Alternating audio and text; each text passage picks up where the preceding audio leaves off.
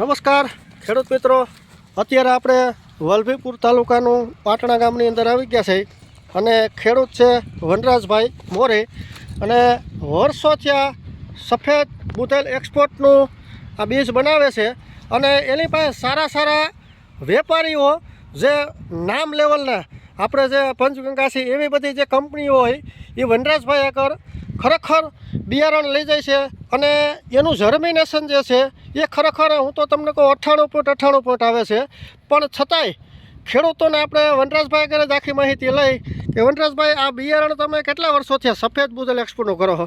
સફેદ બુધેલ એક્સપોર્ટ હું 10 થી 12 વર્ષથી કરું છું. બરોબર છે. બરોબર. આમાં કારણ કે સફેદ બુધેલ એક્સપોર્ટ છે તે સ્પેશિયલ મારે અલગ અલગ ગામડા મારું બીજ જાય છે. બરોબર છે. તેમાં આપણે આ બીજની માંગ પણ બહુ છે કારણ કે આપણે સુપર ક્વોલિટી બનાવી છીએ. બીજું કોઈ આપણે આગળ આવતું નથી કારણ કે જે છે એ સામે જ દેખાય છે. બરોબર. તમે જે ખાતરો શરૂઆતથી મેં હમણાં જોયા બહુ ઊંચા ખાતરો બધા ગ્રેડ સારા કંપનીના, તો આની અંદર એ પણ તમે બહુ સારા વાપર્યા છે. કારણ કે તો શું છે, જો ખાતર સારું વાપરીએ જે ટકા તો આને શું છે જે બીજ થાય એકદમ ભરાવદાર થાય, એની એક જર્મિનેશન સારું આવે તે માટે આપણે આમાં ખાતર પૂરી તાકાતવાળું બી થાય. પૂરી તાકાતવાળું ખેડૂતના ખેતરમાં જાય તો તાકાતથી જ નીકળે, એમાં કાંઈ ઘટે નહીં. બીજી કોઈ 10 વર્ષથી કહે છે પણ મારે કોઈ ખેડૂતની રાઈડ આવી નથી. બરોબર.